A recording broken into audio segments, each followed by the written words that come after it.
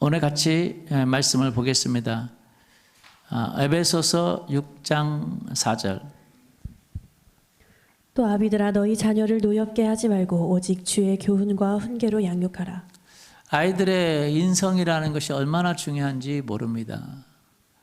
어렸을 때 인성이 형성이 되지 않으면 그것을 고치고 치료하는데 정말 많은 시간이 필요합니다.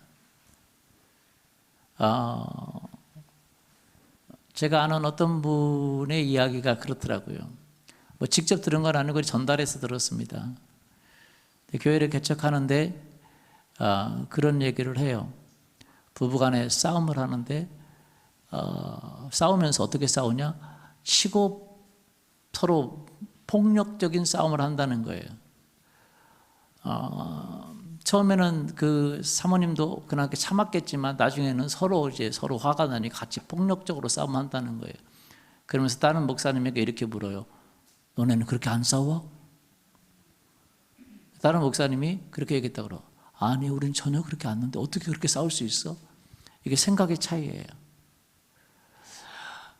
왜 그렇게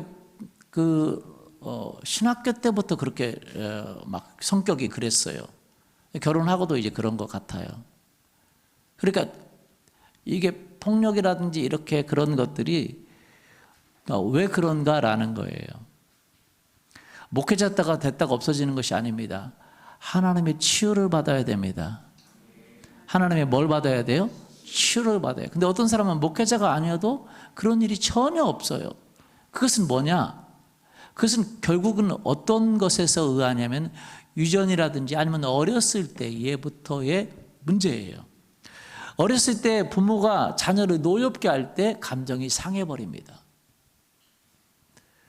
에베소 6장 4절 또 아비들아 자녀를 노엽게 하지 말고 오직 주의 교훈과 훈계로 양육하라. 쉬운 성경을 보십시오. 아버지는 자녀들의 마음을 상하게 하거나 화를 돋우지 말고 주님의 훈계와 가르침으로 잘 키우십시오. 아버지는 자녀의 마음을 뭐하게 하지 말고 상하게, 마음이 상해버려요.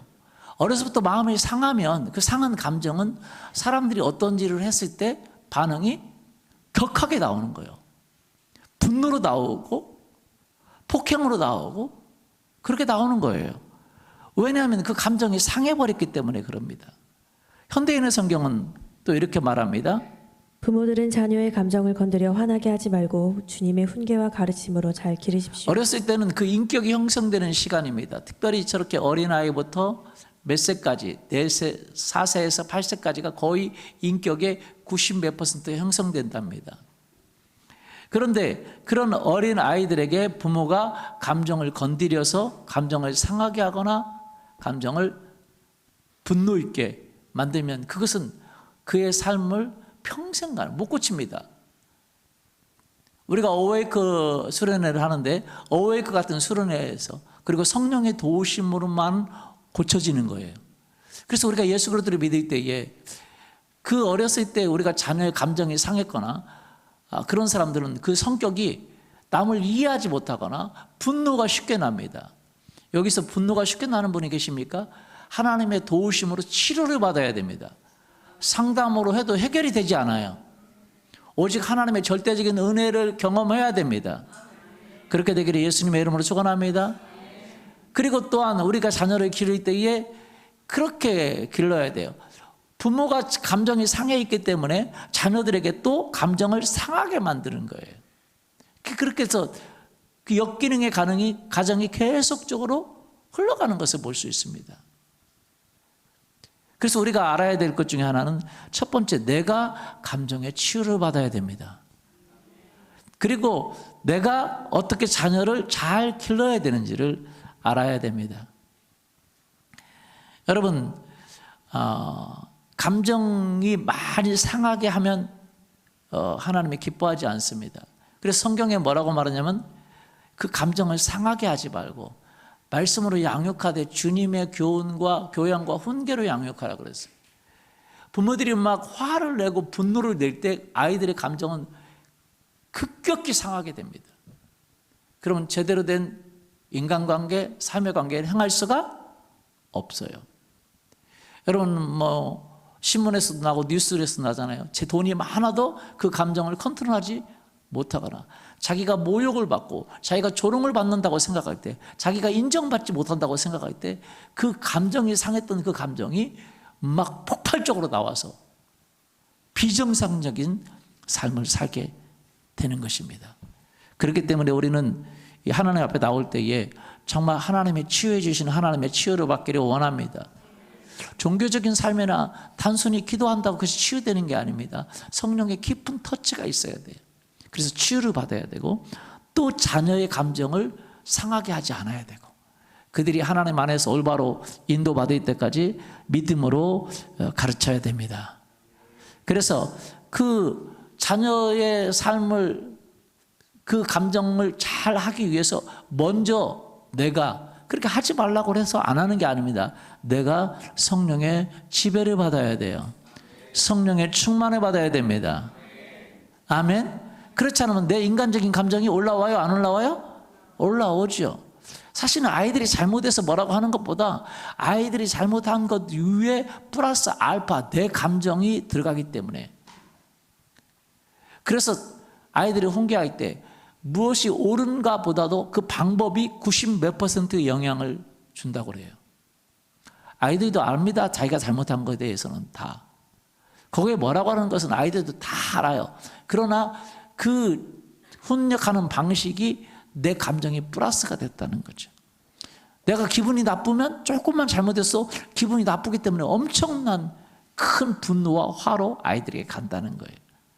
여러분, 이것은 일반적인 신앙생활로는 잘 고쳐지지 못합니다. 성령의 완전한 터치가 있어야 됩니다. 그러기 위해서 내가 터치 받아야 될 줄 믿습니다. 아멘.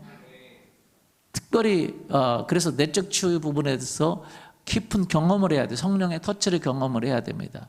내가 그렇지 못하다, 변화가 없다 그런 분들은 꼭 어웨이크를 가서 변화를 갖기를 원하고, 또 그것만이 아니라 내가 성령의 인도를 받아야 됩니다. 그렇지 않으면 그것이 나오기 때문에, 저도 우리 딸에게 몇 번인가 그렇게 얘기한 적이 있어요.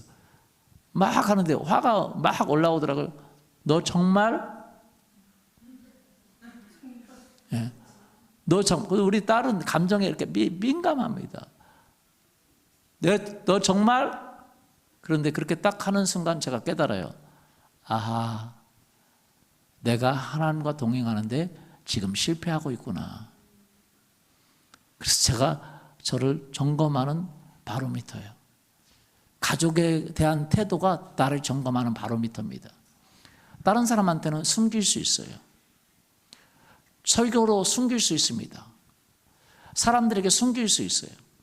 이렇게 고객을 응대하는 분들이 있잖아요. 그렇죠? 그 사람들에게 상냥하게 할 수 있죠. 그렇죠? 그러나 숨길 수 없는 곳이 있어요. 그것이 어디입니까? 가족이에요. 계속 대하는 사람이 숨기지 못합니다. 그것이 터져 나오게 되어 있어요.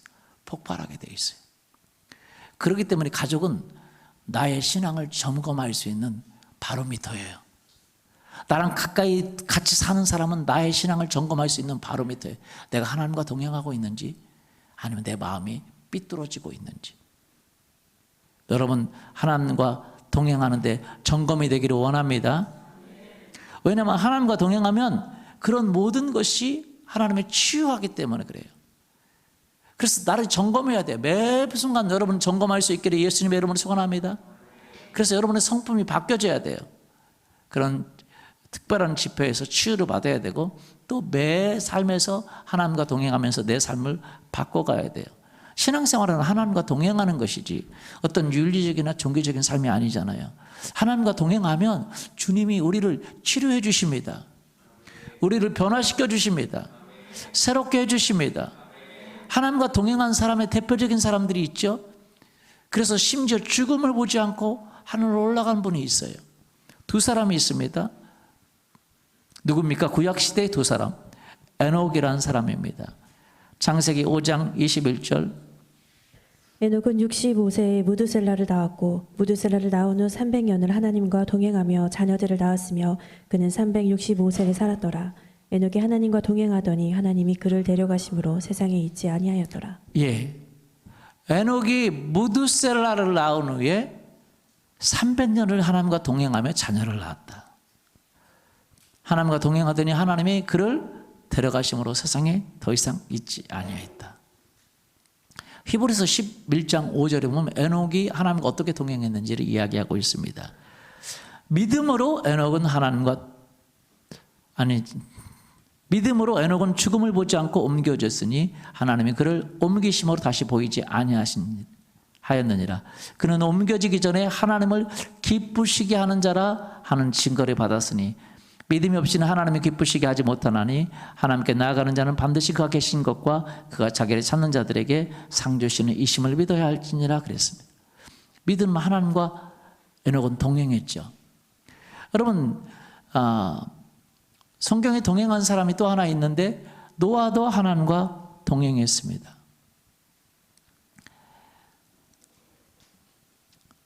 창세기 6장 9절에 보면 이것이 노아의 족본이라. 노아는 의인이요 당대의 완전한 자라.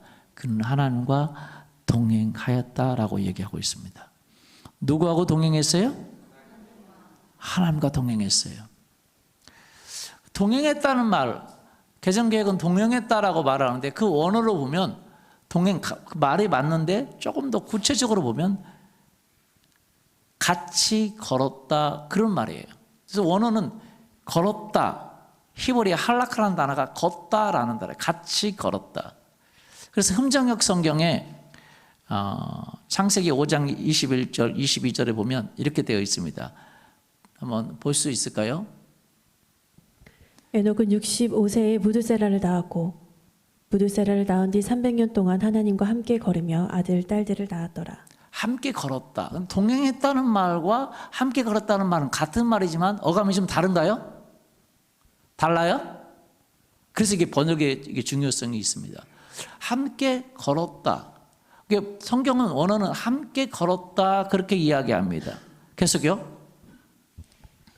에녹의 전생에는 365년이더라.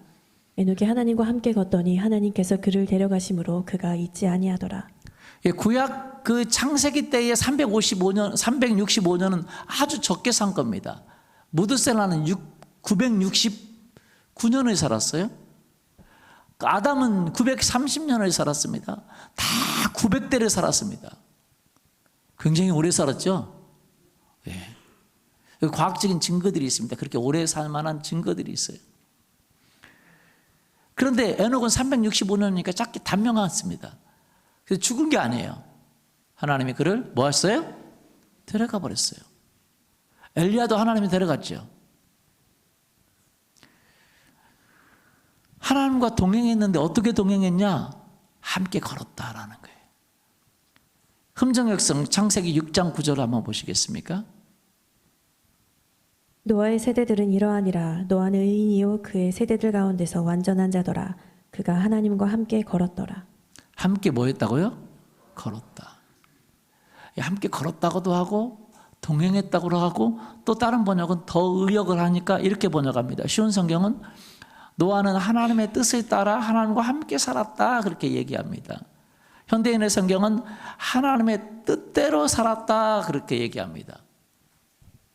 근데 그 원어는 그 자체는 함께 걸었다 그렇게 이야기를 합니다. 함께 걸었다고 보니까 그것이 함께 동행한 것이고 함께 살게 된 것이고 하나님의 뜻대로 살았다 그렇게 볼 수 있는 거죠. 동행은 어떻게 보면 좀 긴 거라지만 함께 걷다는 말은 작은 걸 맞아요. 함께 걸었어요. 여러분 함께 걷는데 여러분 함께 걸으면서 여러분 요즘 함께 걷는 사람이 있나요? 누구 함께 걸어요? 요즘은 함께 못 걷죠? 많이. 여러분 산책할 때 함께 걷는 사람 있어요? 부모님과 함께 걸어요? 요즘은 함께 걷는 게 쉽지 않죠, 그죠? 부부들이 또 함께 안 걸었습니다. 함께 걷는 사람 있으면 한번 손 한번 들어보세요. 요즘 자주 함께 걷는 사람. 예. 불륜일 때 이런 걸 걷어요. 참 희한하게 한국 사람들은 그래요. 불륜이 돼 함께 손잡고 걷고 뭐하고 걷고. 사실은 참 재밌는 얘기잖아요. 기독교 문화가 많은 미국은요, 나이가 들어도 손을 잡아요. 근데 저도 이렇게 손을 잡는다는 게 참 어색해요. 손을 잡고 걷기도 하고 부부간에 같은 이야기도 하고 그러잖아요. 그러니까 한국은 아직도 그런 게 약해요. 좀 뭐 누구를 이렇게 디시라고 그러나 뭐라 그래요? 예? 뭐라 그래요? 뭐라 그래요? 디스? 저는 꼭 디스를 디시라고 가격을 디시하는 것처럼 디스하는 건 아니고 그게 한국 문화라는 걸 얘기하는 거예요. 이렇게 보니까 이번에 그 한미 정상회담 했잖아요. 그죠? 바이든 대통령은 나이가 많잖아요. 그죠? 근데 그 질 바이든인가? 그 와이프하고 이렇게 나이 들어도 이렇게 가면서 이렇게 손잡고 가요. 윤석열 대통령은 그냥 걸어가죠. 그러다가 보니까 손잡고 가니까 한국은 아직 그게 익숙하지가 않아요. 맞아요? 예, 다 못했다 그게 아니라 한국 문화가 자체가 그렇게 익숙하지가 않아요. 손잡고 걷는 게. 걷고 작은 얘기도 하고. 작은이라고 하나 뭐라 그러나? 소곤소곤? 왜 저는 작은이 어디서 나오냐? 작은 먹는다고 이때 쓰는 건가요? 이야기도 하고. 그렇게 안 해요. 여러분 집에 나올 때 어떻게 해요? 와이프한테 사랑해 하고 키스하고 나와요? 그렇게 자고 있어요? 그렇게 하시는 분?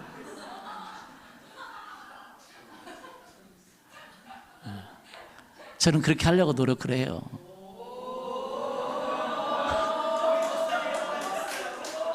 왜? 이상한가요, 그게? 그래서 내가 나오면서 오늘도 이렇게 노력을 하려고 그래요. 왜냐하면 함께 걷는다는 말은 사랑을 나누고 이야기를 나누고 매 순간. 그런데요, 이 세상에서 24시간 함께 걸을 수 있는 사람은 없죠. 맞아요? 예. 잠깐 그렇게 하는 거지 24시간 그렇게 걸을 수 있는 사람은 없습니다.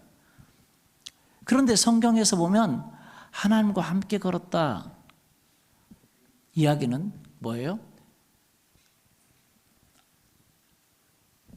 에녹이 그리고 그 노아가 그렇게 했다라는 말입니다. 히브리서 11장 5절을 한번 보십시오. 6절. 믿음으로 에녹은 죽음을 보지 않고 옮겨졌으니 하나님은 그를 옮기심으로 다시 보이지 아니하였느니라. 그는 옮겨지기 전에 하나님을 기쁘시게 하는 자라 증거를 받았다. 하나님을 기쁘시게 하는 자. 뭐하게 하는 자? 뭐가 기쁘게 하나요? 하나님을. 히브리서 11장 6절. 믿음이 없이는 하나님을 기쁘시게 하지 못하나니. 에녹에 대한 이야기를 하면서 그렇게 얘기해. 에녹이 믿음이 있었다는 거예요. 에녹이 하나님을 기쁘시게 했다는 거예요. 어떻게 기쁘시게 했냐? 두 가지.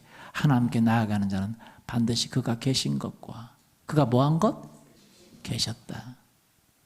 지금 우리 속에서 계십니다. 그리고 그가 자기를 찾는 자들에게 상 주시는 이심을 믿어야 알지나. 그걸 믿는 사람은 자기를 하나님을 찾겠죠. 두 가지예요. 첫 번째, 하나님이 계신 것을 믿었다. 여러분, 하나님이 계신데 어디 계셔요? 예수 그리스도를 믿는 사람에게는 예수님의 영이 우리 안에 와 계십니다. 그래서 하나님의 영을 닮은 전이라 그래서 우리를 성전이라 그래요. 거룩한 전이라 그럽니다. 예수 그리스도를 믿으면 우리 안에 예수님의 영, 하나님의 영이 있습니다. 그래서 우리 안에 있기 때문에 그분과 동행하는데 밖에서 찾을 필요가 없이 내 안에서 찾을 수가 있다는 거예요. 로마서 8장 9절. 만일 너희 속에 하나님의 영이 거하시면 너희가 육신에 있지 아니하고 영에 있나니 누구든지 그리스도의 영이 없으면 그리스도의 사람이 아니라. 하나님의 영이 거하시면 그 하나님의 영, 우리 안에 거하시는 하나님의 영은 또 그리스도의 영이라고 표현합니다. 그리스도의 영이 없으면 그리스도의 사람이 아니니라. 지금은 예수 그리스도를 믿으면 다 예수 그리스도의 영이 우리 안에 들어오시지만 구약에는 그 예수님이 이 땅에 오시기 전이기 때문에 그분을 믿는 게 쉽지가 않았어요. 그러나 선지자들이라든지 하나님과 동행한 사람들, 에녹이라든지 노아 이런 사람들에게는 그 안에 누가 있었냐? 그리스도의 영이 있었어요. 누가 있었어요? 그리스도의 영. 베드로전서 1장 11절. 자기 속에 계신 그리스도의 영이 그 받으실 고난과 후에 받으실 영광을 미리 증언하여 누구를 또는 어떠한 때를 지시하는지 상고하니라. 예, 그 구약 시대에 그던 선지자들, 특별히 그런 하나님과 동행했던 사람들은 그 사람들의 특징은 그들 속에 누가 있었어요? 그리스도의 영이 있었다 그랬어요. 누구의 영?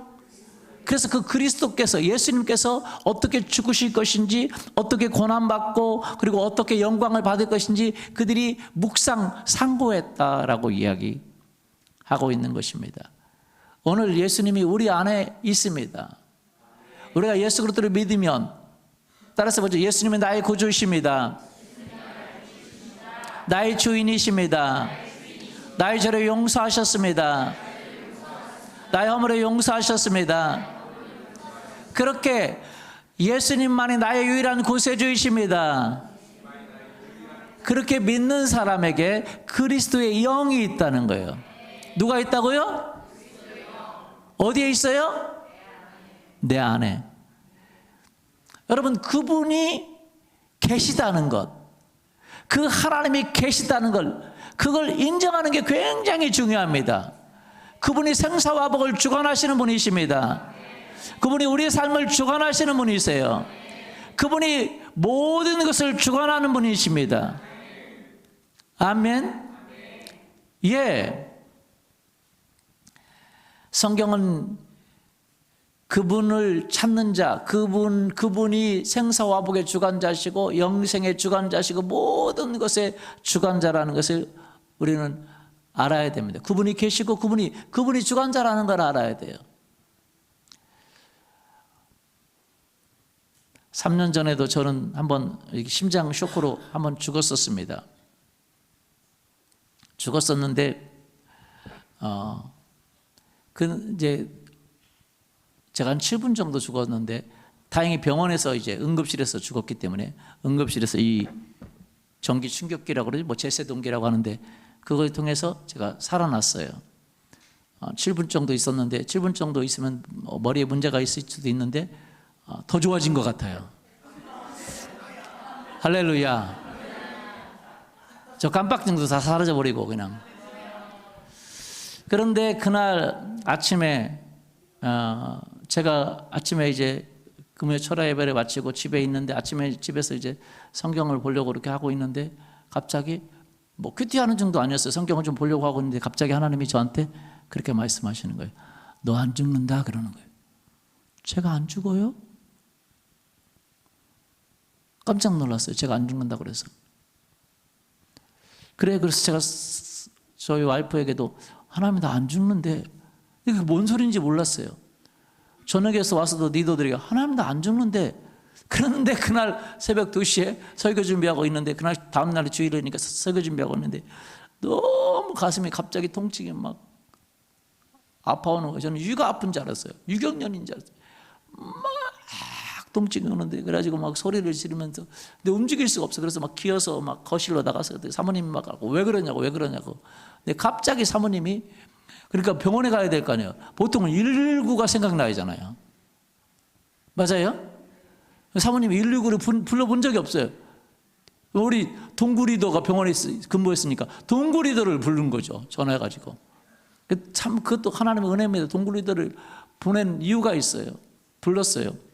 그래가지고 이제 제가 이제 우스갯소리지만 너무 통증이 심하니까 막 하는데 동구리더가 밖에 나와서 차 대기하고 있다가 빨리 병원에 응급실 가자고 그러는데 나갔는데 문을 열으니까 밖에 복도잖아요. 사모님이 다 자니까 조용히 하라고. 그래서 제가 상처 아니에요. 우스갯소리예요. 사모님 상처 안 받았습니다. 근데 사모님이 조용히 하라고 항상 그러거든요. 걸어가면 조용히 하라고 조심히 걸어가야 돼요. 이웃 사람들이 늘 생각하니까 저는 뭐 그렇게 별로 신경 안 쓰는데 그리고 저는 남이 시끄러워도 저는 잘 자거든요.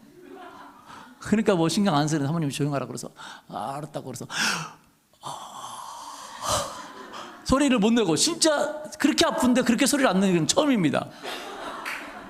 그렇게 통증이 심하고 소리를 안 낼 수가 없는데 막 하면서 막 엘리베이터까지 소리 내지 말아서 엘리베이터 들어가가지고 막 제가 막 엘리베이터 문 닫히자마자 막 소리를 지르고 이제 병원에 갔어요. 병원에 갔는데 어디가 아프냐고. 이요. 동굴이다가 가슴이요. 심장이요. 그러는 거예요. 그러니까 어디가 아프냐고 그러니까 아니 나 이요. 그러니까 거기 심장이요 그러는 거예요. 아니, 내가 육아 아픈데 병원에 오래 있었으니까 심장이라고. 그러니까 어디가 아프냐고 그랬더니 동굴이다가 확신이니까 그래. 심장이요. 그래도 나 가만히 있었죠. 이렇게 심장을 바로 이제 그렇지 않았으면 문제가 됐을 거예요. 심장을 하고 다 찍고 막 심장 여기다 막 손 끼고 이제 그러니까 이게 심장 파동이 이제 이렇게 박동이 이렇게 나오잖아요. 근데 갑자기 심장 박동이 멈춰버린 거예요. 찌 하고 저는 모르죠 이제.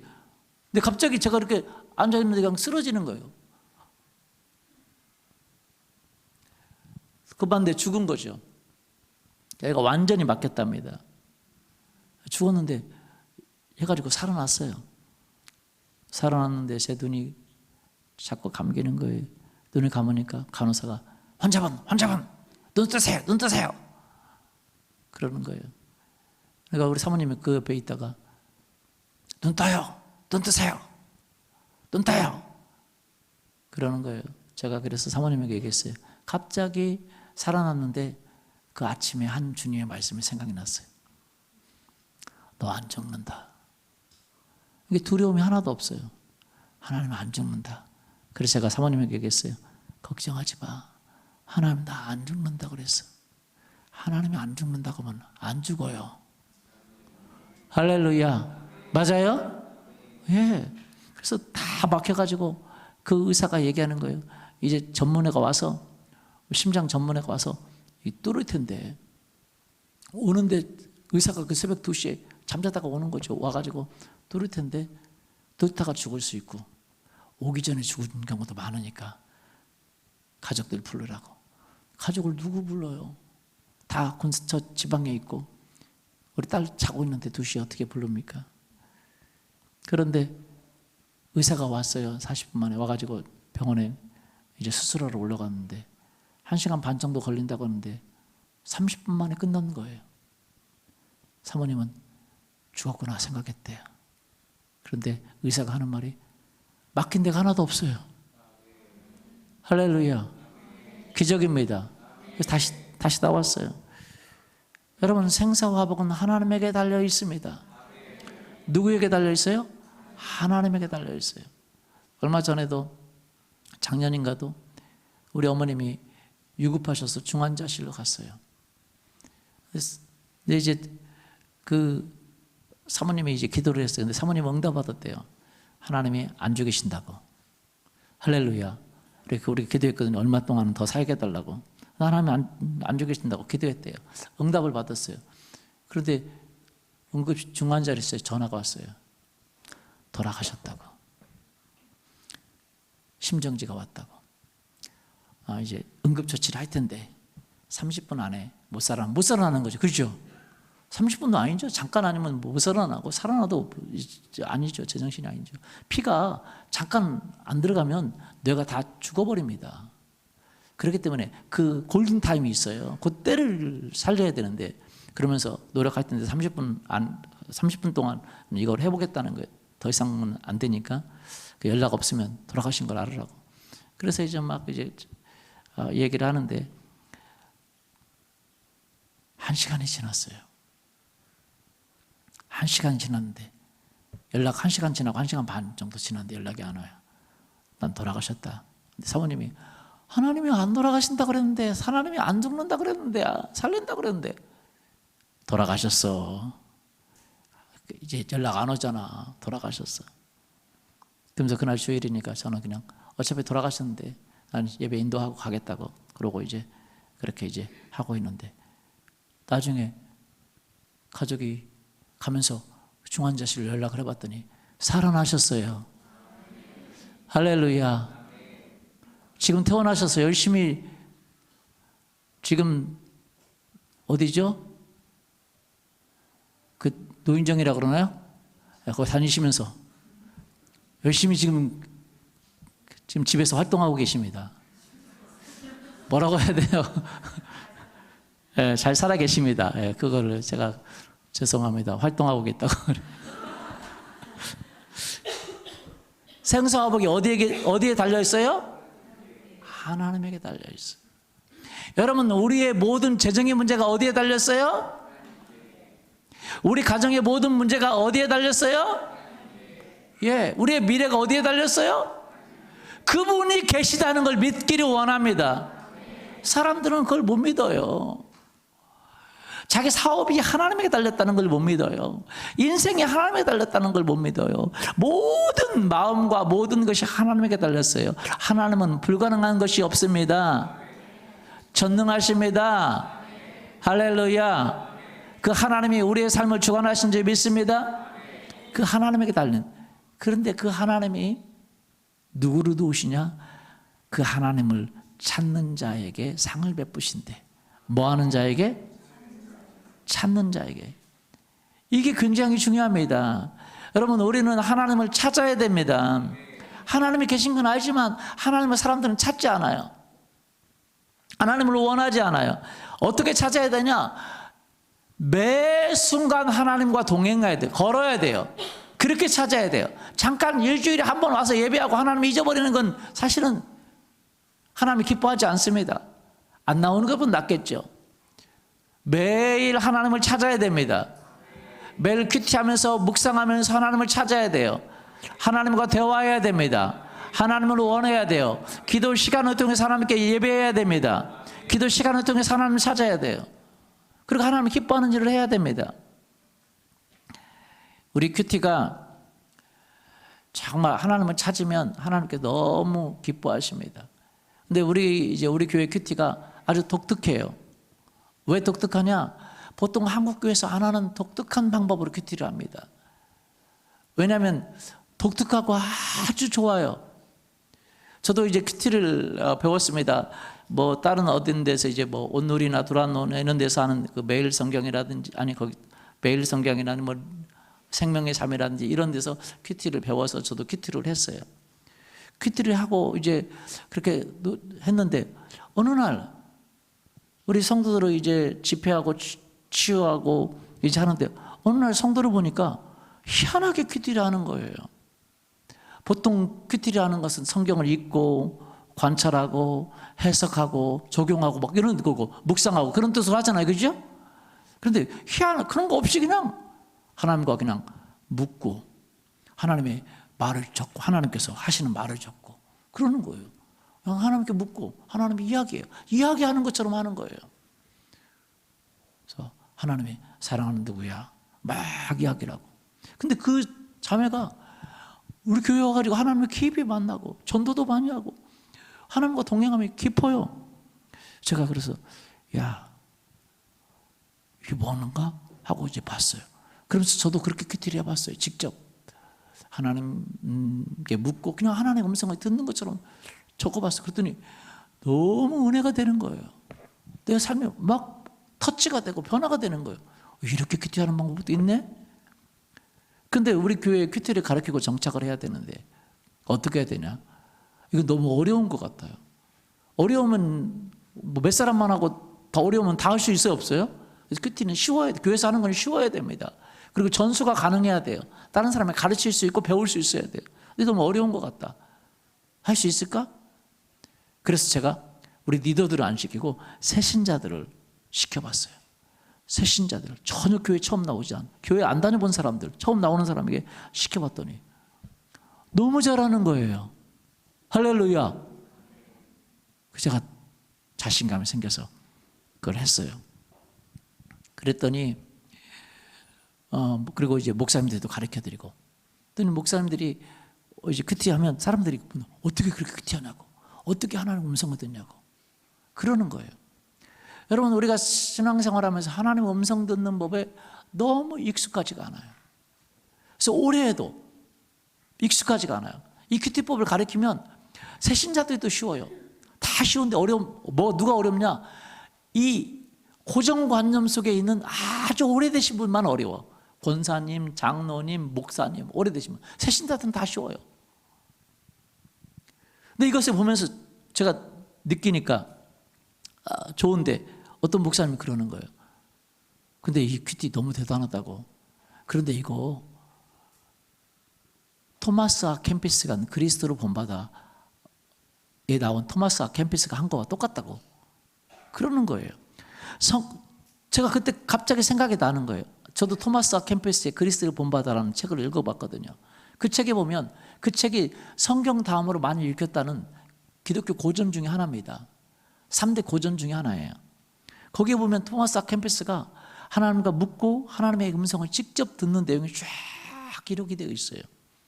근데 사람들은 그것이 굉장히 수준 높은 사람이 하는 묵상이고 하나님께 음성을 듣는 거라고 생각을 했다는 거예요. 그런데 그렇지가 않아요. 우리 안에 계신 그리스도의 영이 우리에게 직접 말씀하십니다. 할렐루야. 토마스 아 캠피스가 쓴 글 중에 하나가 이겁니다. 한번 읽어드릴게요. 하나님의 음성을 직접 듣는데 그걸 대언이라고 합니다. 그래서 예언자를 다른 말로 대언자라고도 해요. 예언자보다는 사실은 대언자가 맞습니다. 그들이 자기 말을 하는 것이 아니라 하나님에게서 주신 말을 하니까. 제가 성도들을 만나면, 새신자들을 만나면 하나님의 입장에 대언을 해줍니다. 그럼 성도들의 마음이 터치가 돼요. 나도 갑자기 다운로드가 되는 거예요. 하나님의 생각이, 하나님의 그 말씀이. 그래서 대언하면 사람들이 많이 울고, 왜? 자기 이야기를 하니까 터치가 돼요. 그래서 이제 토마스 아 캠피스가 그렇게 하나님의 음성을 듣고 하나님의 입장에서 자기가 이제 쓰는 거죠. 대언을 하는데 이런 내용이 있습니다. 내 아들아, 나는 시련이 왔을 때 위로를 주는 하나님이다. 일이 잘못되고 있을 때 내게로 오라. 뭐 할 때 내게로 오라고요? 네, 사실은 일이 잘 될 때도 내게로 와야 돼요. 내가 하늘의 위로를 받는 것을 방해하는 가장 큰 장애물은 내가 너무도 늦게 내게 기도하는 것이다. 그러니까 하늘의 그 은총을 받는데 가장 큰 장애물은 내게 와서 기도하는데 늦게 온다는 거예요. 뭐하게 와요? 늦게 온다는 거예요. 너는 먼저 나에게 구하지 않고 그 전에 다른 온갖 것에서 위로를 구하고 외적인 일에서 너를 새롭게 하려고 노력한다. 너를 구원할 이는 바로 나이며 나를 떠나서는 진정한 도움도 유익한 조언도 없으며 그저 일시적인 구제만 있을 뿐이라는 것을 내가 깊이 깨달을 때까지 어떠한 일도 너를 돕지 못할 것이다. 나에게는 능치 못한 일이 있느냐? 말을 하고 행하지 않는 사람과 같으냐? 내가 너는 나를 믿지 않느냐? 내게 나와 나를 기다리고 또 기다려라. 굳세게 서서 버티고 나아가라.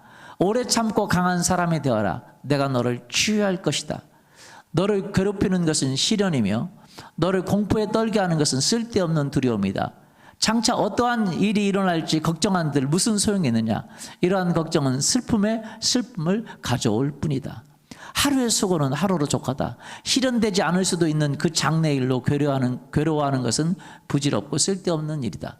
괴로워하는데 걱정하고 염려하는데 걱정하지 말고 내게로 나오라는 거예요. 할렐루야.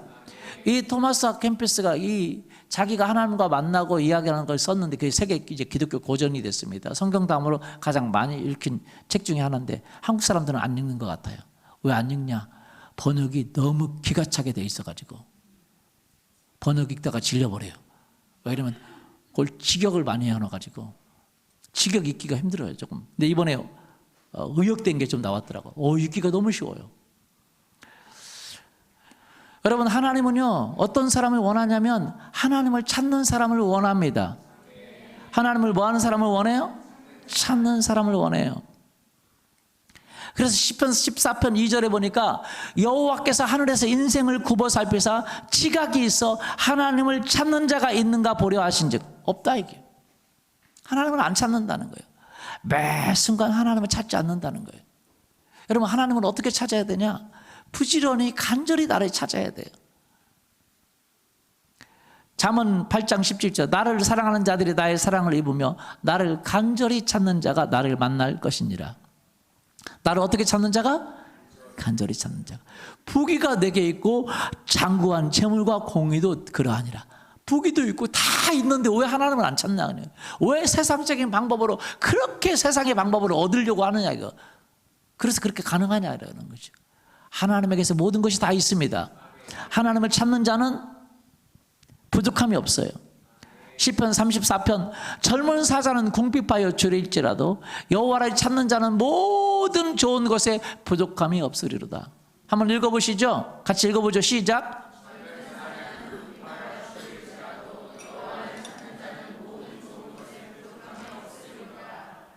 예, 젊은 사자는 궁핍하여 줄일지라도 여호와를 찾는 자는 모든 좋은 것에 부족함이 없을지라도.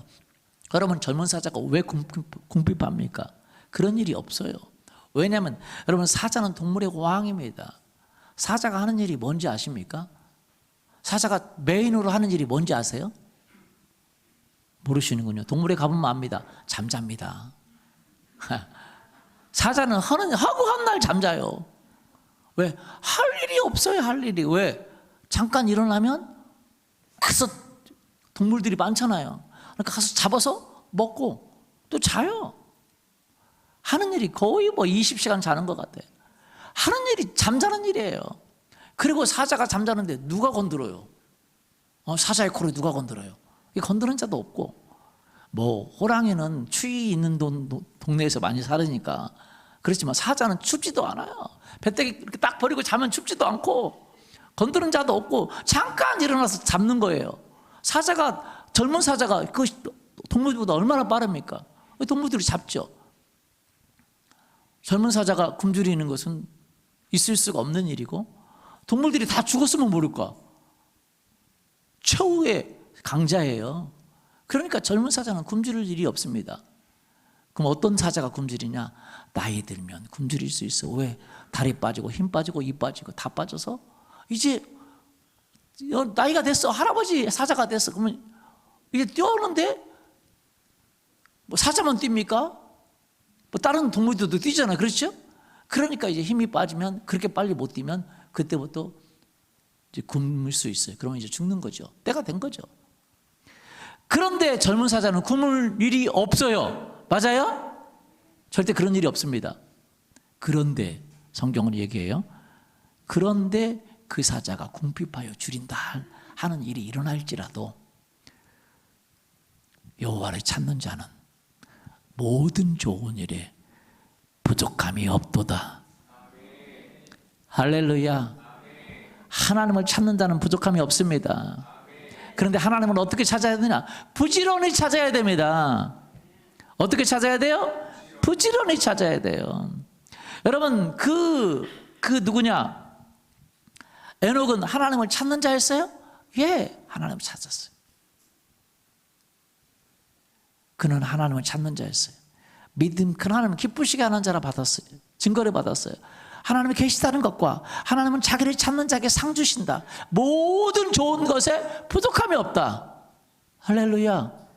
그것을 믿었기 때문에 하나님을 찾았기 때문에 그는 하나님을 기쁘시게 하는 자라 증언을 받았어요. 여러분 매 시간 신앙생활은 뭐냐? 하나님을 찾아야 돼요.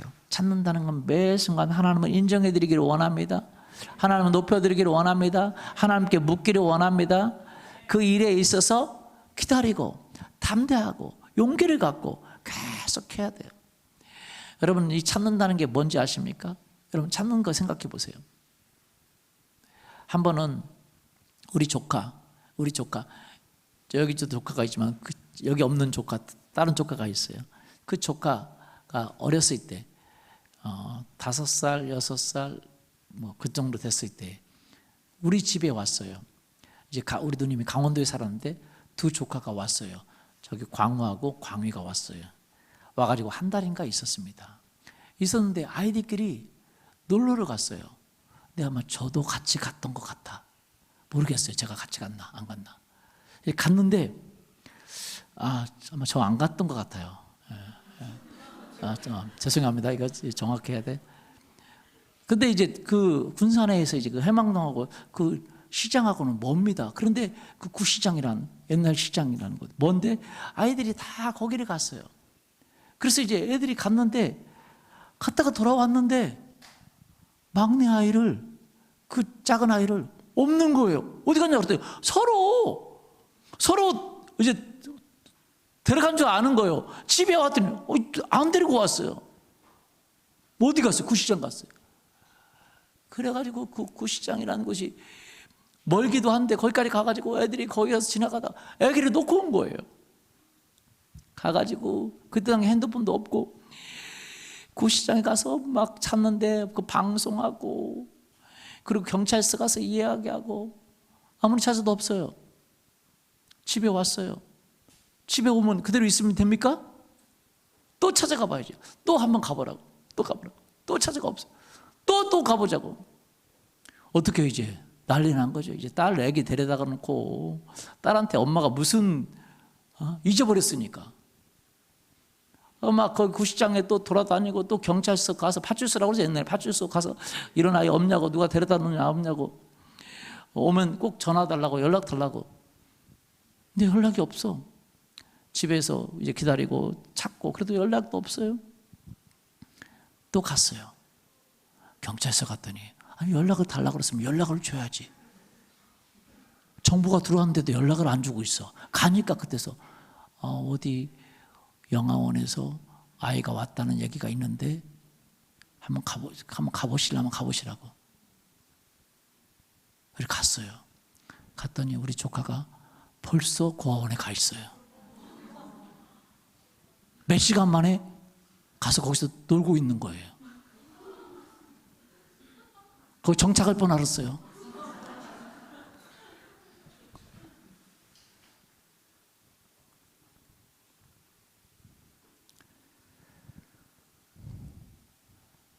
무섭죠. 그때 안 찾았으면 어떻게 됐겠어요? 근데 연락이 없어. 아예. 그 파출소도 연락해줘야 되잖아요. 안 해줘.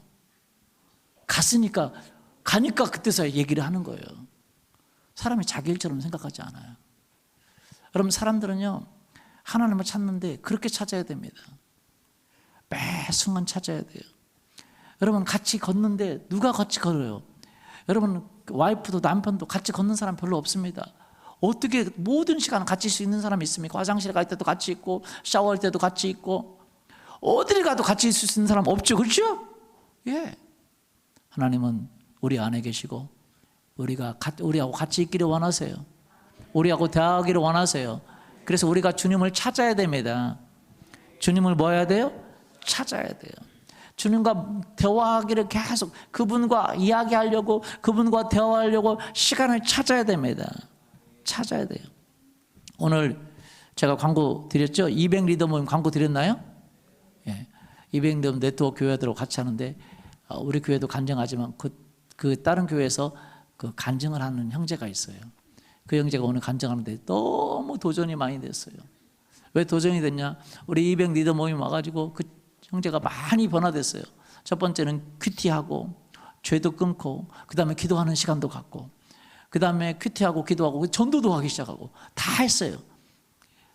근데 하나님 앞에 하나님 또 뭔가 원하는 것 같아서 하나님 내가 큐티도 하고 전도도 하고 그리고 기도도 이렇게 시간을 정해서 매일 하는데 하나님 제가 뭐 해야 되죠? 그랬더니 그 형제가 매 순간 나를 찾으라. 매 순간 나에게 나아오라. 하나님 그 얘기를 하는 거예요. 하나님이 원하는 것은 여러분 우리가 기도하고 전도하고 해야 됩니다. 그런데 그걸 넘어서는 필요 없다는 게 그걸 해야 찾을 수가 있어요.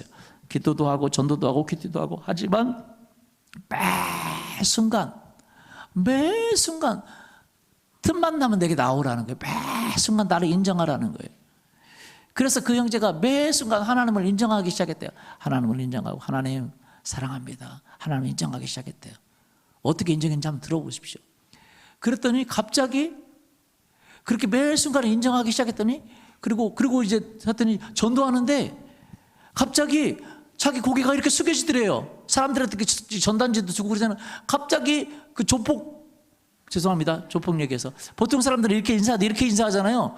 근데 조폭 같은 경우는 막 90도로 인사하잖아요. 마음에 들인다고 막. 근데 갑자기 자기 허리가 90도로 숙여지더래요.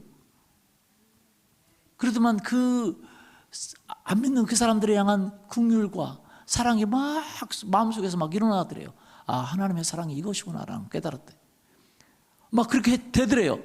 그러더만 카페 같은 데 가니까 희한하게 카페 사장님이 나 교회 가고 싶은데요. 교회를 인도하고. 갑자기 친구가 생각나는 거예요. 연락하면 그 사람들의 마음의 문이 열려서 기도하고 연락하면 교회 오고. 영혼들이 붙기 시작해요. 교회로 오기 시작해요. 아멘. 기적이 일어나더랍니다. 성령님이 일하시기 시작하는 거예요. 그 삶을 통해서. 여러분, 우리가 하나님을 찾으면 그때부터 하나님을 찾기 시작하면 우리에게 상급을 베풀어 주시는데, 하나님의 상급을 베풀어 주시는데 그 가장 큰 것은 뭐냐? 나를 통해서 하나님이 일하기 시작한다는 거예요. 나를 통해서 영혼들이 돌아온다는 거예요. 나를 통해서 기적이 일어난다는 거예요. 나를 통해서 치유가 일어난다는 거예요. 할렐루야. 매일 찾기를 원합니다. 아멘. 며칠 전에도, 얼마 전에도 제가 신방을 하는데 저기 계시네요. 뭐 지난주에 못 와가지고 제가 무슨 일이냐고 뭐 그랬더니 아기가 아프고 또 막 열이 나고 계속 그런다고. 그런데 갑자기 하나님 마음이 기도해 주라라는 생각이 나는 거예요. 내가 기도해 줄 테니까 손을 얹으라고. 근데 제가 기도하는데, 전화로 기도할 때 항상 이렇게 기도하거든요. 이제 핸드폰으로 하나 하고 한쪽으로 손을 이렇게 들어요.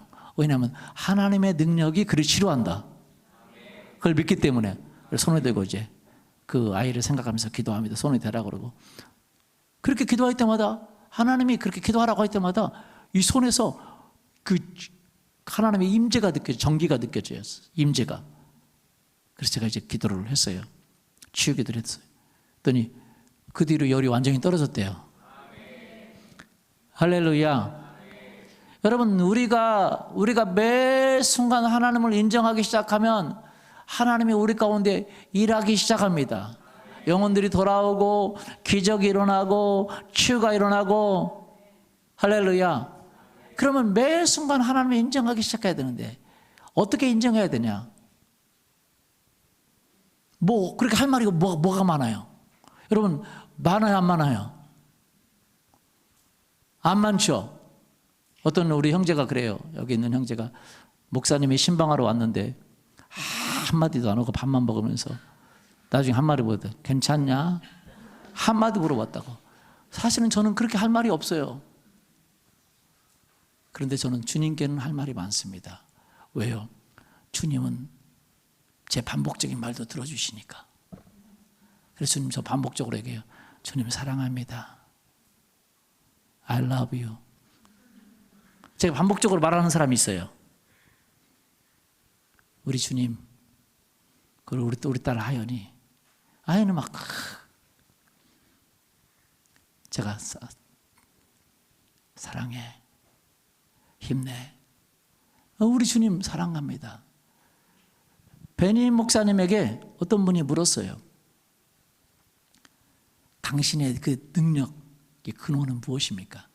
한마디로 얘기할 수 있다면 한번 얘기해 주십시오. 어떻게 한마디로 이야기가 되겠어요? 그런데 묻는 사람이 한마디로 얘기하라는 거예요. 그때 베니 목사님 딱 대답을 이렇게 했어요. 난 하루에 2시간씩 하나님을 찬양합니다. 찬양 시간이 아니라 개인적으로 매일 하나님을 경배하고 찬양하는 일을 한다는 것. 여러분, 한번 2시간씩 찬양해 보세요.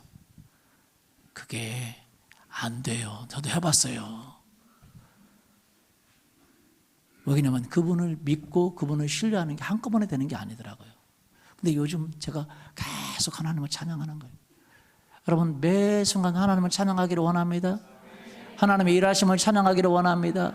여러분의 고난의 순간에도 어려움의 순간에도 그분을 인정하는 것이 그 찬양입니다. 그분이 일하십니다. 그분이 기적을 베푸십니다. 그분께 찬양하고 그분께 경배를 하고 그분께 묻고 그분의 이야기를 해보십시오.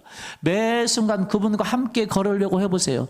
그때부터 여러분의 삶이 달라지기 시작할 거예요. 저는 많이 느낍니다. 매 순간 우리 형제가 그 이제 200리터 때 오는 간증한 형제가 매 순간 하나님을 인정하기 시작하니까 하나님의 능력이 자기에게 나타나기 시작하더래요. 하나님의 임재가 나타나기 시작하더래요. 여러분, 하나님은요 그런 거예요. 에녹이 하나님을 인정하고 하나님과 동행하기 시작하니까 하나님의 능력이 나타나서 죽음을 보지 않고 하늘로 올라가 버렸잖아요. 하나님의 능력이 우리 삶에 나타나기를 원합니까? 그러려면 하나님과 함께 걸어야 돼요.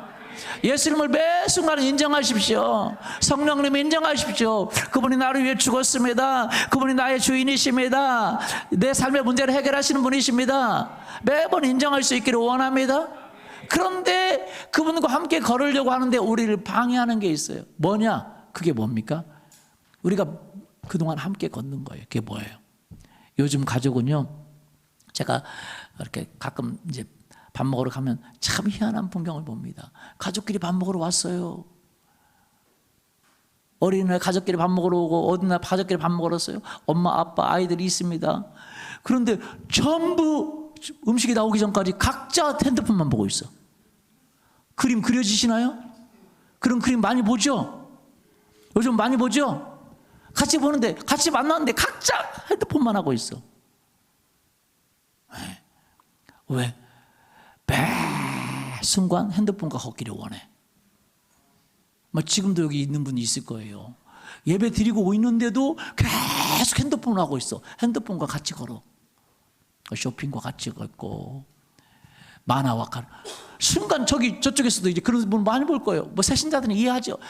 매번 게임과 함께 하거나, 틈만 나면 게임해. 틈만 나면 쇼핑하고, 틈만 나면 드라마 보고, 틈만 나면 유튜브 보고, 틈만 나면 경기 보고. 여러분 어떻습니까? 틈만 나면 여러분 안에 계신 예수님과 이야기합니까? 틈만 나면 말씀을 보려고 하십니까? 대답이 없으시는 거 보면 뭐예요? 우리의 걷는 게 정말로 뭔가와 같이 걷는 거예요. 저도요, 틈만 나면 핸드폰을 제가 이제 여러분에게 사모님께 맡기고, 아니면 어디다 맡기고, 왜 할 수 있으면 저는 그런 것들과 같이 안 하려고 그래요. 물론 신방해야 되고 또 사람들의 연락을 받아야 되니까 어쩔 수 없고, 또 제가 이렇게 주님 앞에 같이 나가야 되니까 그것이 또 필요하기도 하니까 어쩔 수 없지만, 할 수 있으면 주님과 같이 가고 싶어서 멀리 하려고 그래요. 멀리 하려고. 저 어디 한쪽에 처박아 놓으려고. 그래서 저는 카톡 답장 쉽게 안 합니다. 왜냐면 그 답장하기 시작하면 한도 끝도 없어요. 왜냐면 잠깐 보면 100개 와 있고 잠깐 보면 몇 개 와 있고 그래요. 그러니까 저는 저한테 카톡으로 답장을 급하게 받으려고 하는 생각을 하지 마십시오. 중요하면 전화하세요. 뭔 말인지 아시죠? 이해되시죠? 예. 왜냐면 제가 멀리 하려고 그래요. 신방도 해야 되기 때문에 하긴 하지만 사역하는 분들은 또 그걸 해야 되죠. 그러나 여러분 할 수만 있으면 주님과 함께 하기를 예수님의 이름으로 축원합니다. 주님과 걷는 그 힘이 아닌 이상 여러분 우리가 하는 모든 것들은 별로 효과가 없어요. 그분의 힘을 얻어보십시오. 그분의 도움을 얻어보십시오. 그때 우리의 삶에 기적이 일어나게 될 거라고 믿습니다. 주님과 함께 하기를 원하십니까? 그러기 위해서 우리가 뭐 해야 돼? 함께 하고 있는 게 있어요, 없어요? 있어요. 그걸 멀리 해야 돼요. 그래서 성경에 보면요, 하나님의 사람을 만들기 위해서 항상 그동안 함께했던 걸 끊어내는 시간이 있어요. 그래서 광야라는 곳으로 보냅니다. 우리가 어디 광야로 갈 수는 없지만 스스로 광야라는 곳에 갈 수 있어요. 끊고 주님과 함께하는 시간. 매 순간 하나님과 함께하기를 예수님의 이름으로 축원합니다. 여러분 직장 속에서도 하나님을 묻고 말하세요. 이 사람과 어떻게 얘기해야 되죠? 매 순간 마음속에서는 그렇게 할 수 있어요, 없어요? 할 수 있잖아요. 그분과 함께 걸어보십시오. 그때 그게 바로 예수님과 교제하는 거예요. 성경은 예수님과 교제가 가능하다라고 이야기하고 있습니다. 성령님과 교통이 가능하다라고 이야기하고 있어요. 믿습니까? 고린도전서 1장 9절 너희를 불러 그의 아들 우리 주 예수 그리스도 우리 주와 더불어 교제하게 하시는 하나님은 미쁘시다 신실하도다. 여러분 하나님은 우리를 불러서 어디서 불러서? 세상과 교제하고 세상 가운데 빠져있고 세상 속에서 여러분 우리의 그 교제에서 벗어서 우리 주와 교제하게 하시는 하나님은 신실하도다. 여러분 예수님과 교제할 수 있기를 원합니다.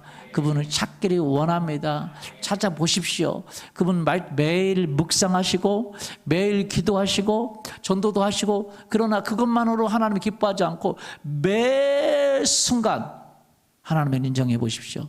하나님을 높여보십시오. 예수님을 높여보십시오. 그분을 인정하고 그분을 찾아보십시오. 우리 삶이 달라지게 될 것입니다. 우리 큐티가, 우리의 기도가, 우리의 삶이 바뀌게 될 것입니다. 그렇게 되기를 원합니다. 우리 같이 한번 기도하겠습니다. 이 시간 기도할 때에 하나님,